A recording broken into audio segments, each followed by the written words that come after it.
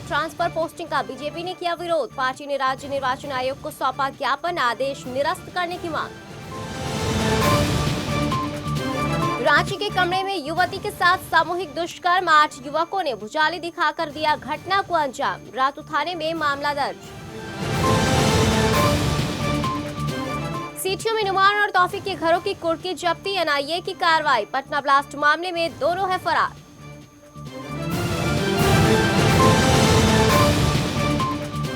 Kolkata gangrape पीड़िता के पिता को बिहार पुलिस में नौकरी। मुख्यमंत्री नीतीश कुमार ने की घोषणा। समस्तीपुर की बेटी को गैंगरेप के बाद कर दी गई थी हत्या। और ठंड से 2 महादलितों की मौत, मामले ने पकड़ा तूल। एबीवीपी ने बीडीओ और सीओ का फूका पुतला। वहीं डैमेज कंट्रोल के तहत आईजी ने दलित बस्तियों में बांटे कंबल।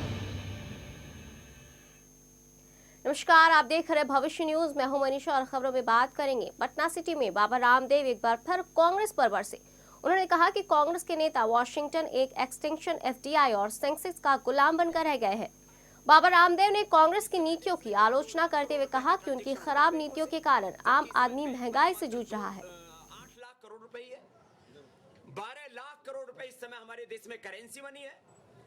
उसमें 5 आर्थिक विशेषज्ञ और कर विशेषज्ञ हमारे सामने चुनौतियां खड़ी कर रहे हैं। तो मैं पूरी दुनिया के अर्थशास्त्रियों को, पूरी दुनिया के टैक्सेशन के जो एक्सपर्ट हैं, उनको मैं चुनौती देकर के कहता हूं कि जो मैं बात कह रहा हूं तर्क, तथ्य, युक्ति, प्रमाण के साथ कह रहा हूं। आप ऐसे किसी को एकाधिकार ठेकेदारी का सिस्टम समझ करके बेवजह किसी की बेइज्जती करने का अधिकार नहीं किसी को भी।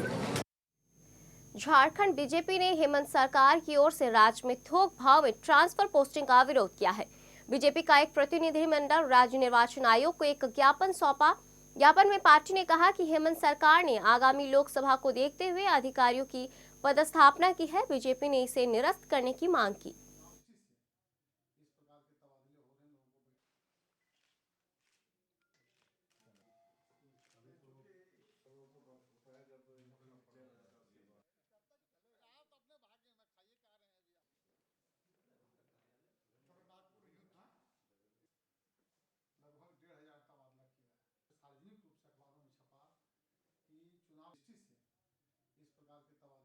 राज्य में जो तबादले हुए हैं, लगभग 1,500 तबादले हुए हैं और उन तबादलों का दृष्टिकोण यही है कि आने वाले लोकसभा चुनाव को ध्यान में रखते हुए सरकार ने तबादले किए हैं ताकि मनचाहे अफसरों को जगह पर बैठाकर और किसी भी तरीके से इस लोकसभा को चुनाव को जीत सकें।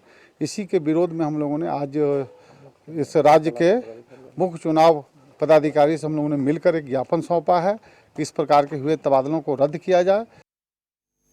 इधर लोकसभा चुनाव को देखते हुए झारखंड जेडीयू भी कार्यकर्ताओं में जोश भरने की कोशिश कर रही है।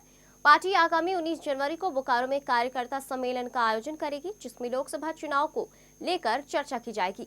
सम्मेलन में संगठन को दुरुस्त करने पर जोर दिया जाएगा। जेडीयू के प्रमुख प्रवक्ता डॉक्टर आफ्ताब जमील ने कहा कि पार्टी चुनाव को लेकर गंभीर है।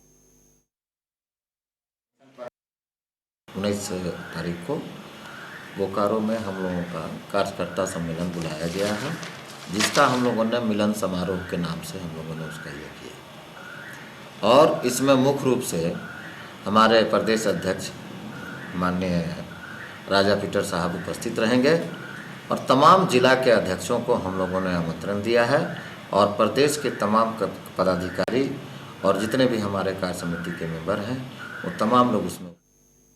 रांची में बरियातों के बाद सामूहिक दुष्कर्म की घटना ने एक बार फिर लोगों को दहला कर रख दिया है। घटना रातू थाना के कमरे की है, जहां एक युवती को 8 युवकों ने बंदूक और भुजाली दिखाकर अगवा कर लिया।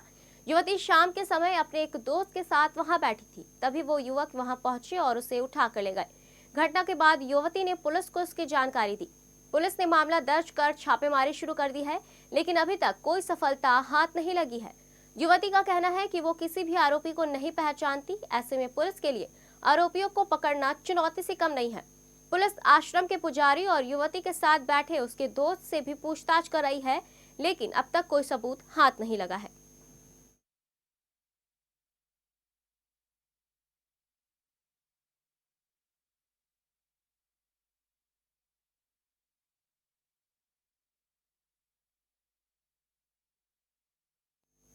पटना ब्लास्ट मामले में आरोपी नुमान और तौफिक के घर की कुर्की की गई। एनआईए और रांची पुलिस की टीम ने रांची के धुरवा स्थित सीटीओ गांव पहुंचकर दोनों के घरों पर कुर्की की। इस दौरान 30 सामानों को जब्त किया गया। एनआईए ने दोनों को सरेंडर करने के लिए 9 दिसंबर को उनके घरों पर पोस्टर चिपकाया, जिसमें उन्हें 1 महीने का समय दिया गया था, लेकिन दोनों ने सरेंडर नहीं किया, जिसके बाद ये कयास लगाया जा रहा था कि दोनों के घरों की कुर्की जब्त की जाएगी। इससे पहले समस्तीपुर के आतंकी तहसीन अख्तर उर्फ मोनू के घर पर भी शनिवार को कुर्की जब्ती की गई थी। तौफिक के दादा ने मीडिया के जरिए दोनों से अपील की कि वो सरेंडर कर दे। इस बीच एक और खबर ये भी है कि ओरमांझी स्थित मोजिबुल के घर पर भी एनआईए ने इश्तिहार चिपकाया है।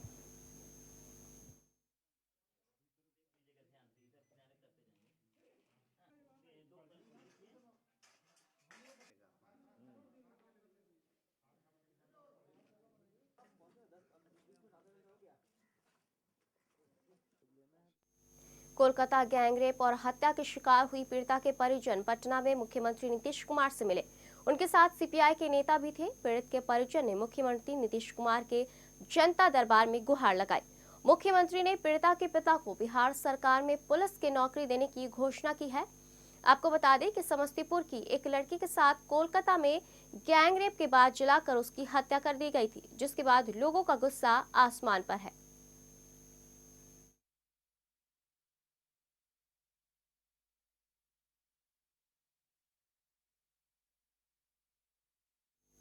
किशनगंज पुलिस ने छापेमारी कर परिवहन विभाग में सक्रिय 3 दलों को गिरफ्तार किया और परिवहन विभाग के दस्तावेजों के साथ साथ सैकड़ों की संख्या में ड्राइविंग लाइसेंस भी बरामद किया।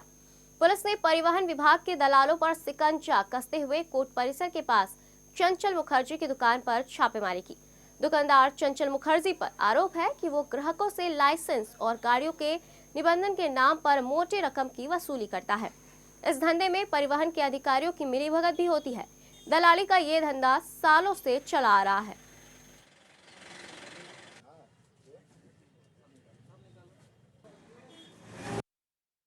ऐसी सूचना पहले से मिल रही थी कि जिला परिवहन कार्यालय के ऑफिस का जो है फॉर्म वगैरह भी अपने दुकान में, ड्यूटी में, घर में लोग रखता है और उस पर जो है लाइसेंस वगैरह के लिए लोगों से पैसा लेता है और वो इसलिए लेता है कि हम पदाधिकारी से काम करवा देंगे, जो भ्रष्टाचार निरोधक अधिनियम के तहत एक अपराध है और इसी एक्ट के तहत इस पर आज छापामारी की गई और छापामारी में पूर्णिया डीटीओ ऑफिस में सदर एसडीएम और एसडीपीओ के नेतृत्व में छापेमारी की गई।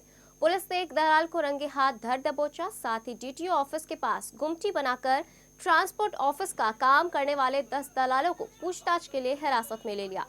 जिला प्रशासन को सूचना मिली थी कि दलाल डीटीओ कर्मचारियों की मिलीभगत से समानांतर कार्यालय चलाते हैं।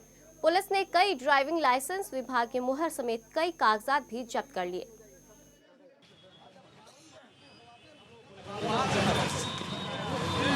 परिवहन कार्यालय में बहुत सारे दलाल सक्रिय हैं और उनके द्वारा विधिवत रूप से एक समानांतर परिवहन कार्यालय चलाया जा रहा है। दलाल को पैसा देते रंगे हाथ गिरफ्तार किया गया है और उसके अलावा छापेमारी की गई है मेरे और मंडल पुलिस पदाधिकारी के नेतृत्व में और पर्याप्त बहुत सारे कागजात, ड्राइविंग लाइसेंस और ये सब जब्त किए गए हैं। अररिया के फारबिसगंज में ठंड से 2 महादलितों की मौत का मामला तूल पकड़ रहा है। अखिल भारतीय विद्यार्थी परिषद के कार्यकर्ताओं ने फारबिसगंज प्रखंड में बीडीओ और सीओ का पुतला फूका।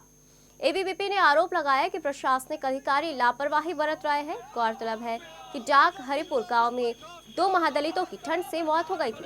महादलितों ने बीडीओ को गर्म कपड़े और अन्य सुविधाएं देने की मांग भी की थी, लेकिन अधिकारियों ने कोई सुध नहीं ली। एबीवीपी ने दोनों अधिकारियों के तबादले की मांग की है।